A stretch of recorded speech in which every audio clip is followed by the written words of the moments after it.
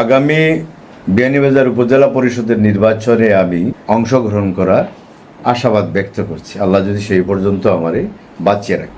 আমি এই অঞ্চলের মানুষকে নিয়ে অনেক আশাবাদ।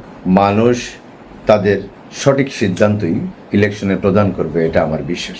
বহু মানুষের সঙ্গে আমার যোগাযোগ হয়েছে। মানুষ আমার প্রতি তাদের ইতিমধ্যে তাদের আস্থা, তাদের সমর্থন ব্যক্ত করেছে। জানি না আগামী দিন কি হবে। আমি বিয়ানীবাজারবাসীকে নিয়ে একটা পরিকল্পনা করে রেখেছি। মানুষ বিভিন্ন সময় উন্নয়নের প্রত্যাশা করে এবং প্রার্থীরাও বিভিন্ন সময় উন্নয়নের প্রতিশ্রুতি দিয়ে থাকে। উন্নয়ন একটা চলমান প্রক্রিয়া, সেটা আমিও করব কম বেশ, যতটুকু সাধ্যের ভিতরে থাকি, যতটুকু সুযোগ পাই, যে আসবে সেও করবে।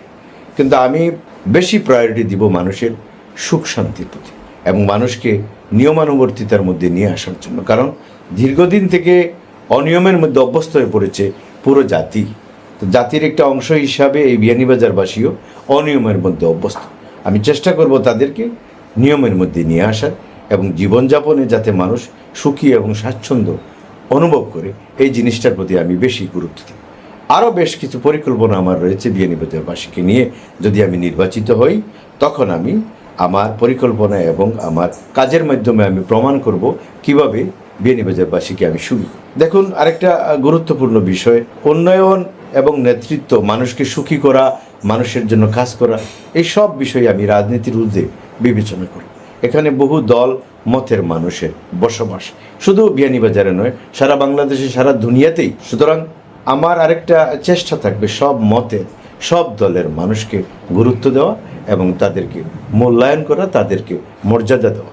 আমি মানুষকে মানুষ হিসাবেই বিবেচনা করি। আগামী দিন আমি এটা প্রত্যাশা করি, আমরা যে পরিবর্তনটি নিয়ে এসেছিলাম অনেক ত্যাগের বিনিময়ে, আমরাও আশাবাদী এবং আমরা এই লক্ষ্যও নিয়ে কাজ করছি। আমাদের প্রধানমন্ত্রী থেকে শুরু করে পুরো মন্ত্রিপরিষদ, আমাদের পুরো সংসদ, যে আমরা নতুন একটি বাংলাদেশ বিনির্মাণে কার্যকর একটা পরিবর্তন আমরা নিয়ে আসতে চাই।